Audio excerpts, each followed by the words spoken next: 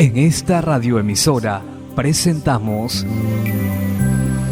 Llaves para vivir con éxito, a cargo del internacionalmente conocido maestro de la Biblia y escritor Derek Prince, quien comparte su experiencia personal y ministerio cristiano en Llaves para vivir con éxito. Bienvenidos.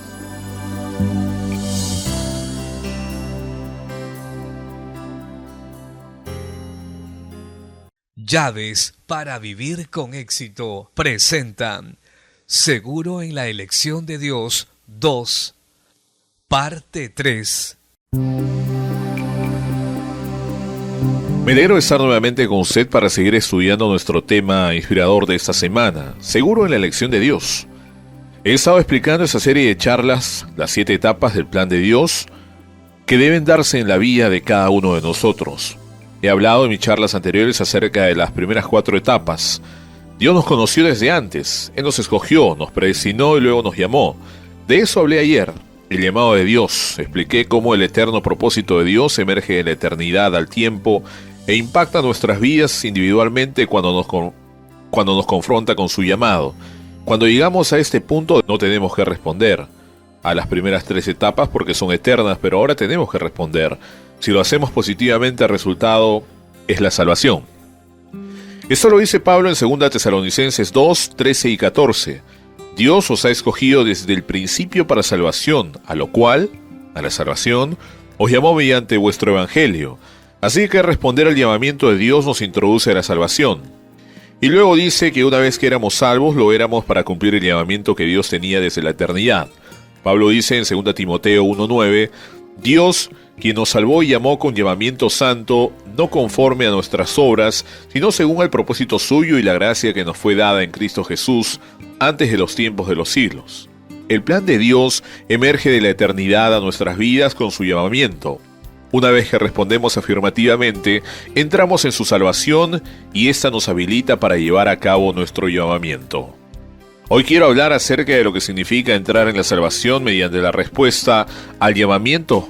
Primero, le daré los requisitos muy simples del Nuevo Testamento para la salvación.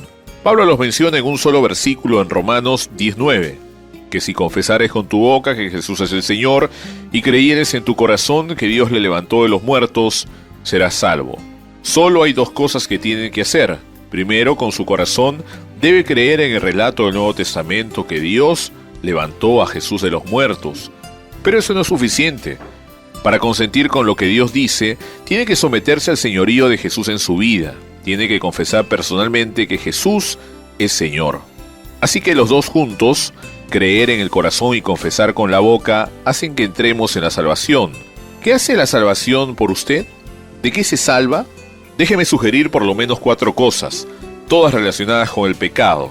Somos salvados básicamente del pecado, pero eso incluye su culpa, su condenación, su poder y su impureza. Eso es muy importante. Lo diré de nuevo.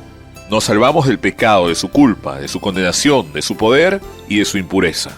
La salvación es un proceso que se lleva a cabo dentro de nosotros y en Tito 3:5 Pablo describe ese proceso de la salvación. Dios nos salvó no por obras de justicia que nosotros hubiéramos hecho. No tenemos la salvación con base a las buenas obras que creemos que hemos hecho. Eso es puesto a un lado, no trae salvación. Luego dice, sino por su misericordia. La salvación viene de la misericordia de Dios, no de nuestra justicia. Y es así como sucede. Pablo continúa, por el lavamiento de la regeneración y por la renovación en el Espíritu Santo. El proceso de la salvación involucra 3 cosas, lavamiento, regeneración y renovación. Veamos brevemente esas 3 cosas. Primero, el lavamiento. Solo hay una cosa que puede limpiar al pecador. Esa es la sangre del Señor Jesucristo que nos limpia de todo pecado. ¿Cómo podemos recibir este lavamiento? El apóstol Juan nos dice en 1 Juan 1:9, si confesamos nuestros pecados, Dios es fiel y justo para perdonar nuestros pecados y limpiarnos de toda maldad. Note que Él no solo perdona el pasado, eso es maravilloso, pero también nos limpia de toda suciedad del pasado, y en el mismo capítulo Juan dice que es la sangre de Jesús, el Hijo de Dios, la que nos limpia. La segunda parte de este proceso que menciona Pablo es la regeneración. Otra palabra es el renacimiento. Leamos las palabras que dijo Jesús a Nicodemo en Juan 3:3. Respondió Jesús a Nicodemo y le dijo: de cierto te digo, el que no naciere de nuevo no puede ver el reino de Dios. Otra traducción dice nacido de arriba. Es un nacimiento que viene de arriba, viene de Dios. Y un poco más adelante, en Juan 3:6, Jesús dice: lo que es nacido de la carne, carne es, y lo que es nacido del Espíritu, Espíritu es. Cuando usted nació de su madre, fue el nacimiento de su naturaleza carnal, su cuerpo físico y todo lo que viene con él. Ese no es el tipo de nacimiento que nos hace entrar en la salvación. Este es un nacimiento del Espíritu con E mayúscula, el Espíritu Santo. Recibimos una vida totalmente nueva, nacida en nosotros por el Espíritu de Dios desde arriba. Eso es regeneración o renacimiento. La tercera palabra que Pablo usó fue renovación. Tenemos que ser una nueva creación. Pablo dice en 2 Corintios 5:17, de modo que si alguno está en Cristo, nueva criatura es. Las cosas viejas pasaron, y aquí todas son hechas nuevas. Esa palabra criatura es muy importante. Solo hay uno que crea, ese es Dios. El hombre puede fabricar, puede reparar, producir, pero el hombre no puede crear. Y nuestros corazones y todo nuestro ser interior están tan sucios y tan distorsionados por los efectos del pecado, que una reparación no es suficiente. Solo hay una cosa que servirá, y esa es una nueva creación.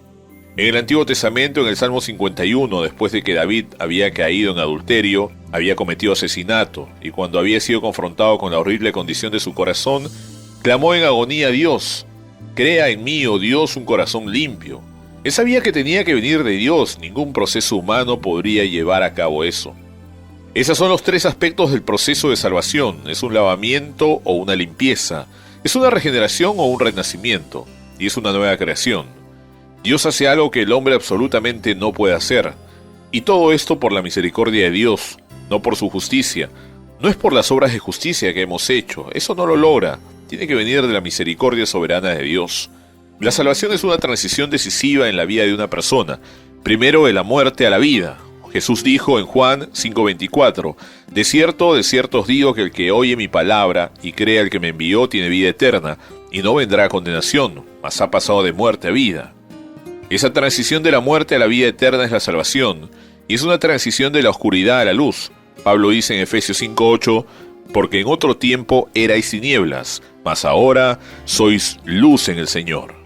También es una transición de ser hijo de ira a ser hijo de Dios. Pablo dice en Efesios 2:3, todos nosotros, incluyéndolo a él, Pablo, éramos por naturaleza hijos de ira, pero en Juan 1:12 habla de los que reciben a Jesús. Dice, mas a todos los que le recibieron, a los que creen en su nombre, les dio potestad de ser hechos hijos de Dios. Esa es la transición de ser un hijo de ira a ser un hijo de Dios. Y la acción clave está mencionada ahí, es recibir a Jesús. No es hacerse miembro de una iglesia, no es cambiar de vida, no es hacer buenas resoluciones, no es tratar de empezar de nuevo, es recibir a Jesús. Así que tenemos dos clases de personas. A menudo hablamos en el mundo de los que tienen y los que no tienen, refiriéndonos a riquezas materiales, pero en lo espiritual existen los que tienen y los que no tienen. Juan lo resume en 1 Juan 5:12, y este es el testimonio que Dios nos ha dado de vida eterna, y esta vida está en su Hijo, Jesús. Solo Él, Jesús. El que tiene el Hijo tiene la vida, el que no tiene el Hijo de Dios no tiene la vida. ¿Dónde está usted? ¿Tiene a Jesús? En Él usted tiene vida eterna. Si no tiene a Jesús, si no lo ha recibido, no tiene la vida. ¿Es usted uno de los que tienen o uno de los que no tienen? Esa es una decisión, un asunto vital que usted tiene que resolver. Nuestro tiempo de hoy ha terminado. Regresaré mañana a la misma hora para explicar la sexta etapa del plan de Dios, justificados, una etapa que muchos cristianos en realidad no han entendido.